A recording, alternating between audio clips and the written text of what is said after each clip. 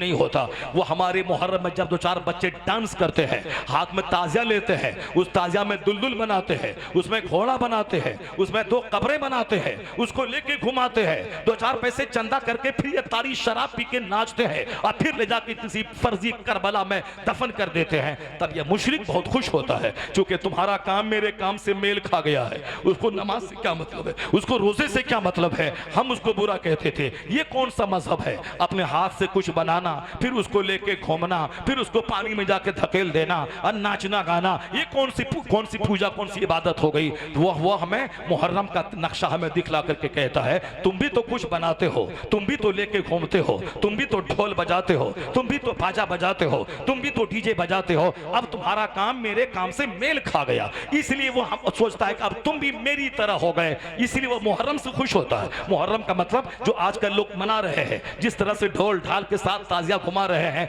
इससे वो लोग खुश होते हैं, नमाज से खुश नहीं होते, हज व ज़कात से खुश नहीं होते, साहब रोजे से खुश नहीं होते। वो खुश होते हैं इस महीने में जो हमारे चंद मुट्ठी भर किस्म के नौजवान नाचते गाते हैं, वो कहते हैं तुम्हारा काम मेरे काम से मेल खा गया है। मुशरिकीन को खुशी नहीं देनी है, मुशरिकीन को अपनी अदाओं से खुश नहीं करना है, बल्कि शिर्क की मजम्मत करनी है, मुशरिकाना सारे काम की मजम्मत करनी है। उन्होंने अपने दीन को खेल और तमाशा बना लिया है। हमारे बच्चे भी हमारे दीन को खेल तमाशा नहीं बनाए। इमाम हुसैन की जिंदगी का एक एक लम्हा हमारे लिए मॉडल है। मैंने कहा ना कि माँ कैसी लाजवाब थी, बाप कैसा लाजवाब था, बेटा कैसा लाजवाब हुआ। अब अगर चाहते हैं कि समाज में अच्छे लोग पैदा हों, समाज में नमाजी पैदा हों, समाज में शरीफ पैदा हों, समाज में जेंटिल पैदा हों, समाज में नेक लोग पैदा हों, तो उसके लिए वही कदम उठाना पड़ेगा जो कदम इन बुजुर्गाने दीन के नक्शे कदम में हो, जो कदम इन लोगों की पैरवी में उठे।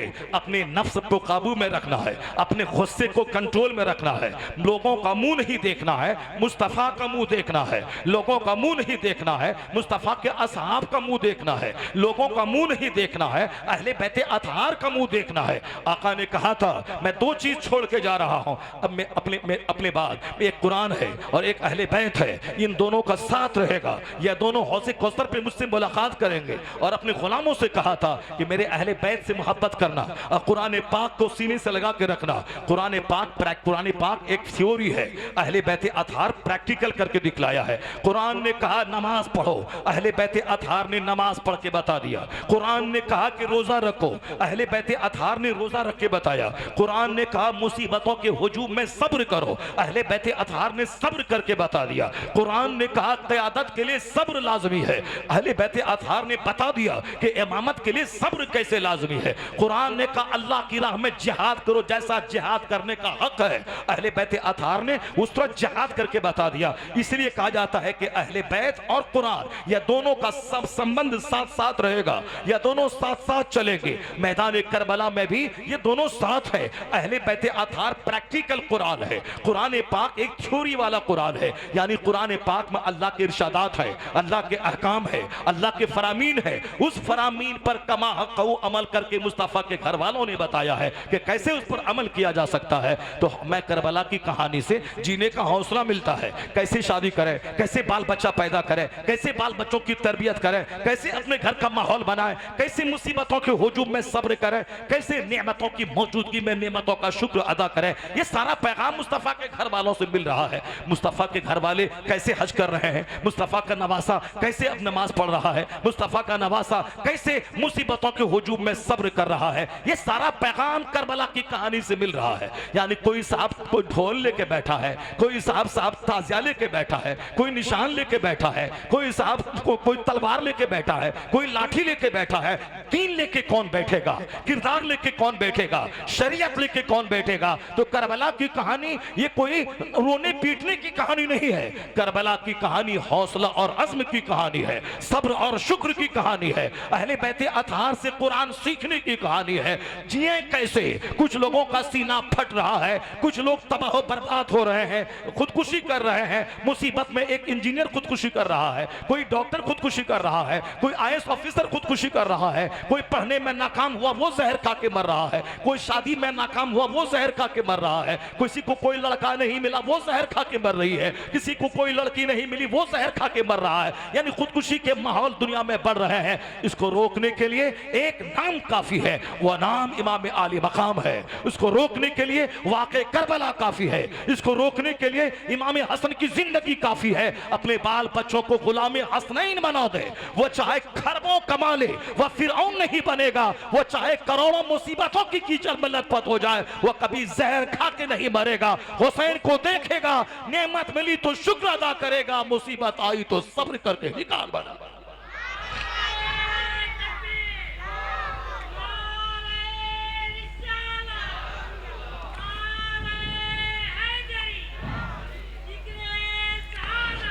अल्लाह कहता है या अय्युहल्लज़ीना आमनुस्तईनु बिस्सब्रि वस्सलाह, ऐ ईमान वालो नमाज से अल्लाह की मदद चाहो, सब्र से अल्लाह की मदद चाहो। अल्लाह सब्र करने वालों के साथ है। यहाँ नमाज गायब है, ढोल लेके बैठ गए। यहाँ सब्र गायब है, यहाँ सब तमाशा लेके बैठ गए। तमाशा लेके बैठ गए। तमाशा लेके मत बैठो। कभी किसी काफिर को खुश मत करो, कभी किसी कुफार और मुशरिकीन का चेहरा मत देखो, या देखो कि मेरा काम कई काफिरों से मेल तो नहीं खा रहा है। नहीं, आला हजरत ने आज से 100 साल पहले कहा था, क्यों किसी क्रिकेटर को देखना, क्यों किसी खेल तमाशे करने वालों को देखना, बस मुस्तफा को देख ले, मुस्तफा के नवासे को देख ले, मुस्तफा के घर वालों को देख ले, और ये बोल उन्हें जाना, उन्हें माना, ना रखा गैर से काम, लिल्लाहिल हम्द, मैं दुनिया से मुसलमान गया। मुसलमानियत को बचाने के लिए मुस्तफा को देखना होगा, अपना ईमान बचाने के लिए मुस्तफा के घर वालों को देखना होगा, और इस फैशन के कल्चर में अपना ईमान बचाने के लिए मुस्तफा के घर वालों की सादगी को देखना होगा। मैंने क्या कहा, इमाम आली मकाम की जिंदगी नेकियों से इबारत है। दोनों शहजादे 1 साल के छोटे बड़े हैं। इमाम हसन मुस्तफा के नवासे, आप कहते हुमा रेहानी मिनत दुनिया, ये दुनिया में मेरे 2 फूल हैं। चूंकि इन दोनों फूल को मुस्तफा सूंघा करते थे, इनकी पेशानी को बोसा दिया करते थे, और कब इनके होंठ को चोसा करते थे। हदीस पाक के लफ्ज है कि आका अलैहिस्सलाम हुसैन के होंठ को चोसते थे, कमा यमतस्सुर रजुल तमरा, जैसे एक आदमी खजूर चोसा करता है। ये मोहब्बत दे के हुसैन को हौसला देते थे, हुसैन को एक नए काम, बड़े काम के लिए तैयार करते थे। अपना सजदा लंबा कर दिया हुसैन के लिए, अपना सजदा लंबा कर दिया हुसैन के लिए। पुश्त पे हुसैन आके बैठ गए, मुस्तफा ने सजदा दराज कर दिया। जुमा के दिन खुतबा दे रहे हैं, ये दोनों नवासे लुढ़कते हुए आए। आका अलैहिस्सलाम मेंबर से नीचे उतरकर इन दोनों को अपने दोनों पहलू में उठा लिया। उसके बाद आपने खुतबा देनी शुरू की, यानी वह हुसैन जिसको पुश्त पे मुस्तफा ने बैठाया, कांधे पे बैठाया। चुनांचे एक बार आप कांधे पे सवार होकर इमाम हसन को लेके चल रहे थे। किसी ने कहा कि वाह शहजादे वाह, क्या जबरदस्त सवारी है, यानी सवारी इमामुल अंबिया वल मुरसलीन का कांधा, उस पर तू सवार है। हुजूर ने क्या कहा, ए देखने वाले, तुमने सवारी को तो देखा, नेमल राकिब, ये भी तो देख सवार होने वाला कैसा है।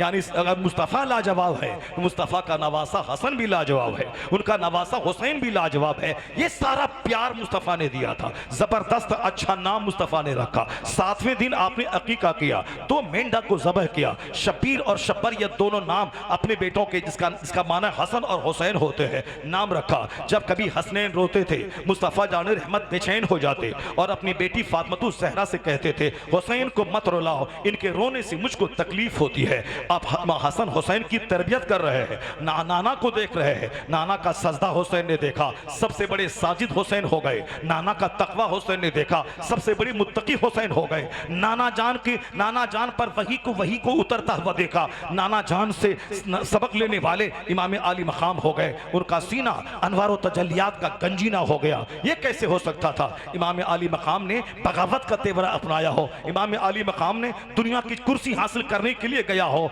उनसे बड़ा दीनदार कोई हो तो बता दे, उनसे बड़ा साजिद कोई हो तो बता दे। मुस्तफा की सोहबत में रह रहकर यह दोनों भाई इस कदर ये अंदर और बाहर से रोशन हो गए कि आज सारी कायनात उससे रोशनी हासिल कर रही है। यह दोनों भाई जवान जब हुए तो रात में सजदा, दिन में जिहाद करना, मेहमान नवाजी गजब की है। अपने घर में सिंपल खाना है, अपने घर में सादा रहना है, मगर कोई मेहमान आ जाए शानदार ढंग से वसी दस्तरखान कर देना है। यही होना चाहिए हर मुसलमान के यहाँ। अपने घर में सिंपल दस्तरखान रहे, 2-4 दस्त में तरकारी को जमा करने की जरूरत नहीं है। पैसा हलाल तरीके से कमाए, पैसा